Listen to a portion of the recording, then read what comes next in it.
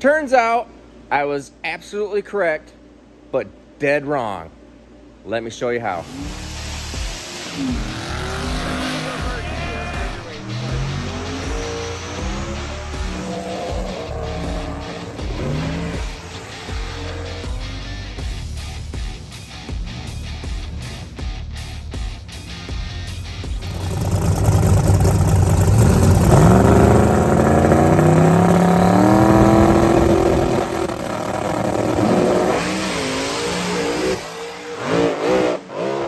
Alright, so you just saw that pass. Left like a herd of turtles. I mean, that thing was terrible slow. I did cut a 002 light though. Ha. We're gonna have to show them that just to make sure. I'll show you so you know we're not lying. We're not lying. But anyways, 133 60 foot. It was just a turd. But you know, that's this first thing back. So now to address a little issue, I have the CO2 gates on it. It's no fault of the electronic waste gates. It's no fault of anybody's. I got it put on there because I did have a little issue, and I can't tell if it's wiring or what. I couldn't tell what issue it is. I didn't have time to sort it out just yet. And those guys at Turbo Smart are super good. So I mean, they're looking at the gate, they're making sure everything, and I'll put it back on because I like the way they work better than the CO2 gate. But anyway, so I got the CO2 gate on it, and I'm trying to sort that back out. So it didn't leave on enough boost. It was 8 pounds of boost off by 0.5 seconds. So I'm trying to figure out the whole curve because the electronic gates are cool because I just program in what boost I want and it just does it.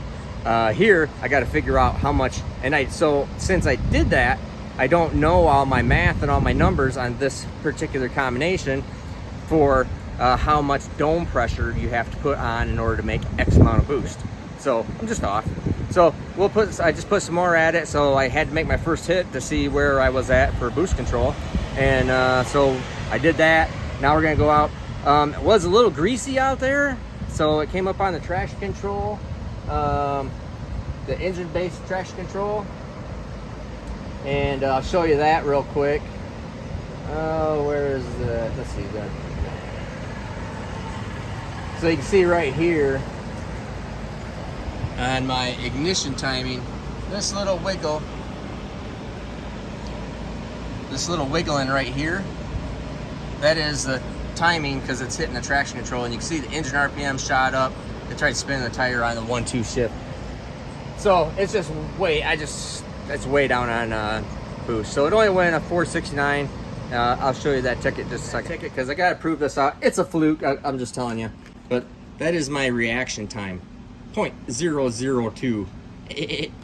Anyways, but 133 really sucks. 322. So I mean, I'm off 2/10 right here, and it only went 469, 165. It only went out the back door at 35 pounds of boost. So obviously we're normally more than that.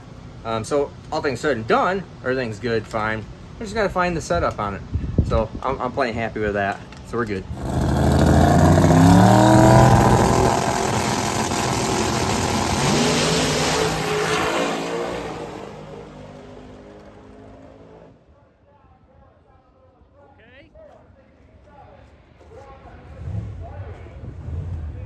All right, so you just saw that pass, and it was a pooch. But what it was all of a sudden it left well. It went 113 60 foot, and which is the best the tied with the best that it's ever done anyway. So that's fine, and what I expected because it wasn't on it real hard. And then it went out past the 60 foot and was still carrying fine. And then all of a sudden I felt it just kind of lay over a little bit. It made the shift.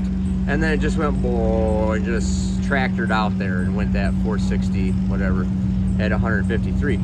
And when I got down at the end of the track, it kind of felt like it was a little bit of shudder. So it felt like it had lost a hole. And so, but it's still running down there, and it's running fine. I look at my EGTs. All my EGTs are you know, idle quality, you know, 500 or 500 degrees or so, right around there. And so I drove it all the way back to the pits and everything's fine. And it's like, man, let's just look at the data log. So trying to figure out what's going on. It's like, why did it do that? Now, the first thing you notice is a really jaggedy RPM line. The RPM line is green. We'll get rid of that timing line because that's irrelevant. Well, I thought at first, well, maybe we plugged the drive shaft sensor in because we've been struggling with that not working. So I thought, well, maybe it was the drive shaft sensor, but hitting a traction control of some sort. But it wasn't that. I'll show you the timing here. Oops, there we go. So that's the timing curve right there. And let's change that color. Oh, I thought you could change color right here. Well, anyways, it's right there. It's not doing anything funny, not doing anything weird. It's like, okay, it's not that. And I go, well, what the heck? This thing is only making 34, 35, 33 pounds of boost right there. 33 pounds of boost right there. It's like, that's not right, because I had called for it to make another 5 pounds of boost because it made 35 the round before. So it went 164 at 35 pounds of boost, and it went 153 with 33 pounds of boost. And see, it's going backwards. It's definitely going down right through there. And it's like, all right, so maybe there's a boost line off. Maybe there's something else going on. So I have Kyle here. So all right, let's take the plugs out. Check out the spark plug wires. Maybe there's a spark plug wire off it or something. And because all the EGTs, I still have that problem over here on this side with my EGTs with a RFI noise problem. And so I was used to those being off. So all the spark plug wires are on. Everything's looking good there. So now the reason I'm telling you all this is so you're understanding how to go through the process of trying to figure stuff out. So anyways, all the spark plug wires are on. It's like, all right, cool. Let's take the valve covers off. I want to check it out, make sure there's nothing mechanical wrong. So we take the valve covers off. We check out a lash. It's fine, of course. Everything's good there. And I go, all right, let's take all the spark plugs out of it, and we'll just look at them. And so Kyle's got them out, and I'm just looking at the strap, looking at everything. Oh, it looks fine. I said, that just doesn't make any sense. And then I turn it over and I look at the porcelain, and let me show you what it looks like. Okay, so let me show you what I saw. So I'm looking at them like this. Now you can look real easy right there and see, oh yeah, I mean, they look like they've been running. It's plenty cold. There's nothing really going on here. Got a little bit of color on the strap. That's fine. A little bit of color on the strap. Now keep in mind, this has got 2 runs on it. Okay, so this is the second run. And then I just happened to put it down, and I just happened to look at it, and I go, what the heck is that? That is broken. That spark plug, those are 2 cracks, and that is where the fire comes out. And then that was on cylinder number 1, which the stupid EGT, so the EGTs, because of RFI, have been shutting off anyway, so I couldn't see it and see that it was shutting off down track. But a brake like this, and this one is broken too in number 7, you can see it right there. But that type of brake, what it's doing is at low cylinder pressures, when it doesn't take much spark energy, it just goes through it and doesn't spark energy. Remember, the spark's going to go to wherever it takes the least amount of power to spark. Okay, that is the the hardest thing to jump the gap in when it has cylinder pressure in it. So when I'm driving it back down through the pits, the thing's perfectly okay, and the EGTs are fine. There's no dead hole, because it doesn't take any power to make the spark plug spark down here. And so it wasn't forcing its way out through the boot.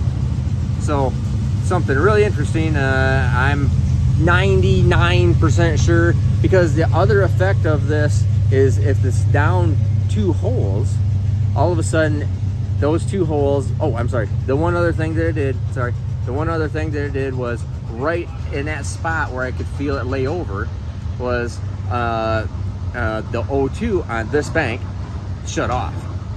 Only shuts off when it's so fat. 2 spark plugs that aren't working. When it's so fat, it makes it shut off. So that correlates with it. I couldn't see the EGTs, don't know what was going on there, but the O2 shutting off, then coming back, and the EGTs are working, which is normal. And then this would absolutely do that. And what the secondary thing is you have 2 dead holes. So this turbo over here is doing next to nothing because it's down 2 holes. so it can't make exhaust energy to spin the wheel. That's why I'm commanding 45 pounds of dome pressure. That turbo's doing its deal, doing its job. This one is suffering because it can't do its job. So that's why it's down on boost pressure. 2 broken spark plugs that were fine idling around. So little tidbit. Also, before I forget, in order to be doing these videos and do all the tech that we do on the engine side of things, especially during the build-ups, I really need you guys to subscribe. I have talked to a lot of people today at the track that say, I love your videos, everything you do is super cool, it's awesome, great thing, keep on doing them. I go, are you subscribed? Because your subscriptions help me, okay? And they go, 6 out of the 7 people that said that to me today so far are not subscribers, but they watch every single video I do, and I've noticed that quite a bit. So I'm asking you, I know sometimes it might be a little bit hassle. You think it might not be much of a big deal, but the subscribers is a big deal. The more subscribers I have, the more I can afford to do all these tech videos and everything that we're doing right now. So if you really like the content, please subscribe.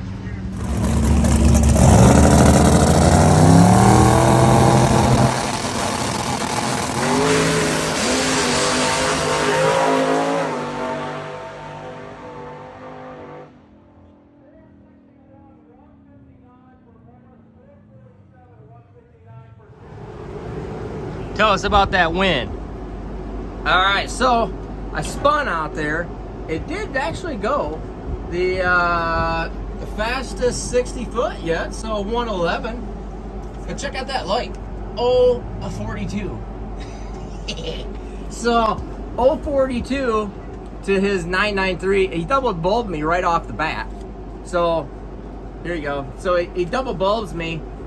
I didn't even get out, you know. Kyle's still adjusting the wheelie bar and he double bulbed me. So no big deal.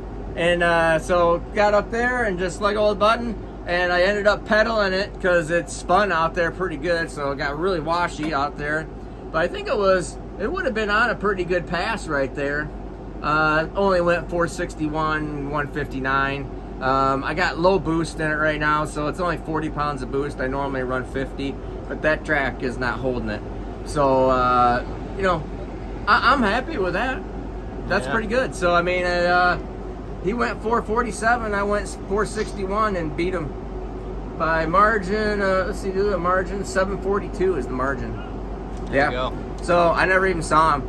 So, I thought I didn't know what was going on with him. But anyways, I'll probably actually take a little bit of power out of it, or see if my drive shaft sensor is not working. But it definitely was a spark plug issue of that last time of whatever was going on there. So we'll take a look at the stuff and see what we can come up with. All right, so come here and look at the data log. Gotta let cars go by. So this is the pass. So right here is where I let go of the trans brake. And my drive shaft sensor is back working. And you can see right here, let me get rid of some of this stuff here.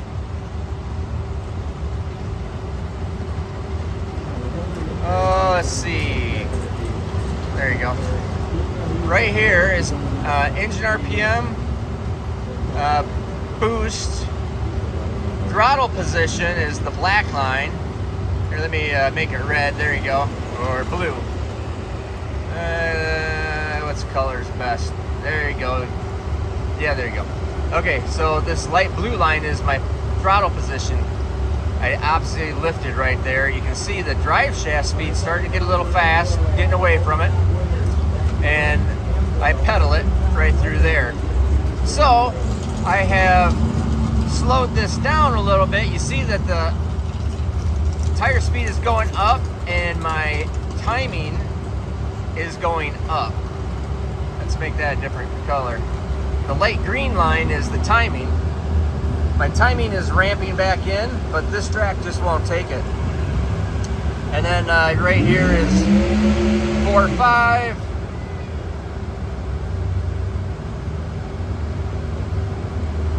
There you go. So you can see right here, we are at I'm only able to put 37 pounds of boost in it here. I cannot get any more power into it. And we typically run 50, or when I've been running, been 150. But we did go a 111 60 foot. So I mean, we're getting sneaking up on that thing. We're getting close to being a 1.0s, which is where I really want it to be. So anyways, I've moved this timing curve so it's not ramping timing in. I have my drive shaft curve now in the traction control. Let me show you that. So this is what the traction control all looks like. So this is the amount of timing, this line right here, high side timing to take out, or I'm sorry, high side timing here to take out. This is low side timing. The light green line is my drive shaft speed. The orange line now I have overlaid over it, so if it tries to get that fast again, which is spinning, it is now going to take a little bit of timing out of there, and I've moved this timing curve. You can see this timing curve is right here. So this was up here. So it had all the timing in it right when it knocked the tire off. So I've taken a couple degrees out, put the traction control over the top of it, left the boost the same. There's no point in putting anything back. And right here's that whole area where I pedaled it.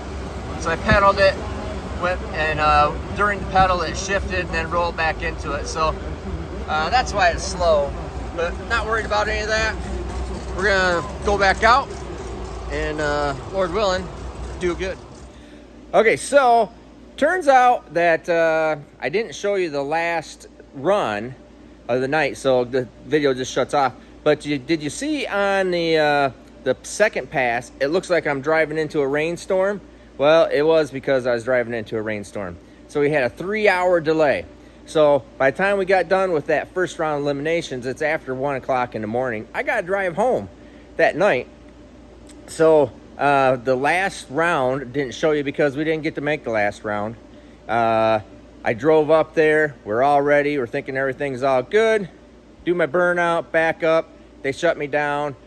Had a fuel line. The fuel line that I put on to the fuel filter had just come loose and was sitting there dripping on the track. So they shut me down. The other guy goes, and that was it. So now it's 1:30, 2 o'clock in the morning, and I'm loading up, and we just didn't film anything. So I'm filming it now because I got home at 5 o'clock in the morning, which made a 24-hour day that I've just been up. So anyways, what I really wanted to show you where I was dead wrong, but absolutely correct, is in the spark plug deal. All right, so before we went to the track, after we did the rebuild on it, I put a brand new set of spark plug wires on it because I have these really cool, I've made these work. This is the Hemi spark plug wire.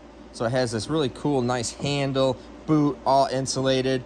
And the original ones that I had in it, because after the, or let's see here, during the piston delete video, those spark plug wires were the ones that we drove on all the sick week. I had all the sick week on it, went to the racetrack and hurt the piston on the piston delete video. Those spark plug wires have been in it for 900 miles, just like the engine and everything has 900 miles on it. And then we put the new pistons in it. So I showed you all that in the build-up videos, and I put brand new spark plug wires on it. All right, and brand new spark plugs, obviously. Let me show you exactly what we got going on here. This is that spark plug I was showing you that was broken, right? You can see the two, what looks like cracks there. I can grab it with my fingernail. Something definitely going on. What we had done, and I didn't show you yet, was that we put new spark plugs in it because I figured, okay, this is broken. Put a new set of spark plugs in it. Went out, made that first round eliminations. Thought everything was okay because it went well. I had to pedal, so the pass kind of sucked, but the 60-footed real well. Decided to check the spark plug. It did the exact same thing. Said there's no way we just broke another spark plug, brand new spark plug. We put it in. We were really careful. Everything's fine. And so I could, it was a little bit lighter line, like that line, and I could still feel it with my fingernail. It's like that just, there's something wrong. And So I would try to, typically if anything's broken up here, you know, you could like push on this and you could make it widen out and spread. Well, it wouldn't spread. And then all of a sudden I started thinking, that is not a crack, that is a torch trail. That is the spark going down the side of the porcelain, not a crack coming out. It's actually going down.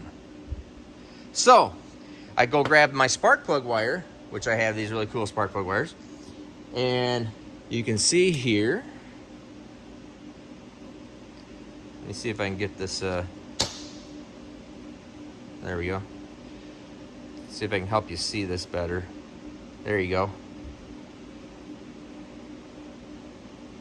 You see that? It's hard to see. This is what looks like a crack. And I thought, oh crap, that thing has actually got a crack in it. That is the, one is an actual normal seam. Well, nope, this is, see, that's nothing there. And I can see right here, it's hard to see. I'm thinking this thing is cracked. You can kind of see this, what looks like a crack going all the way down the boot. And it is following the same shape as the trail on the spark plug. So I'm thinking, all right, it's going down in between. It must be the spark plug case is cracked. Get this apart. So you can take these spark plugs out. There's normally a cap right here that holds this all together. All right, here's the normal seam, and that is not where the problem is at. The problem is across from the seam. See, there's nothing going down it on that side. The opposite side, you see that crack going down there, but it's not all the way through.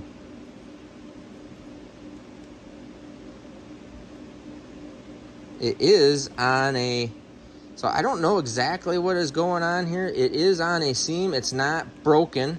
See, I'm trying to pull it apart. It's not broken. I'll crack all the way through. It literally has a spark going outside the spark plug in between the porcelain and the boot. So it'd be just like right there, going in between the porcelain and boot.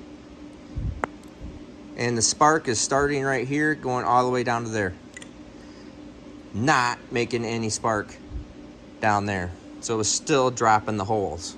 2 holes, because I got 2 spark plug wires that are doing this. And I am trying to, now I did not have any dielectric grease. I should have had it all packed up with dielectric grease. I am putting dielectric grease in it now.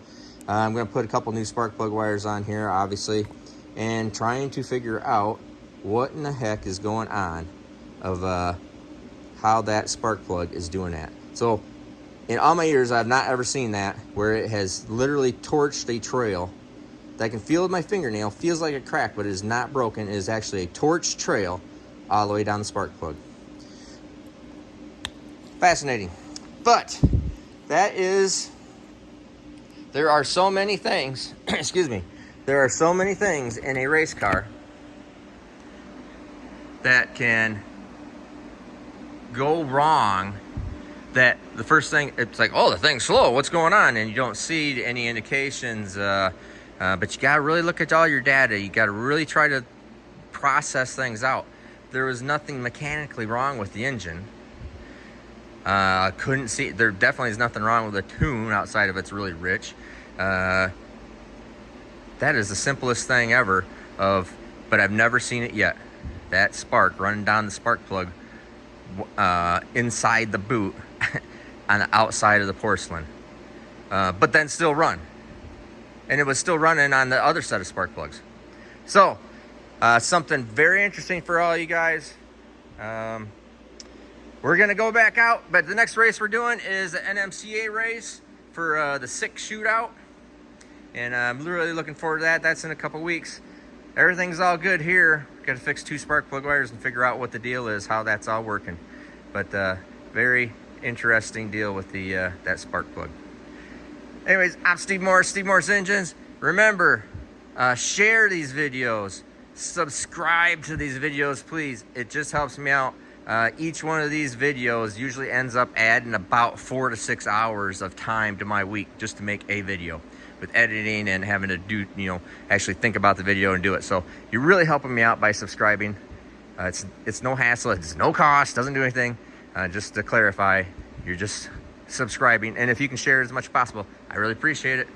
All right, guys, take care.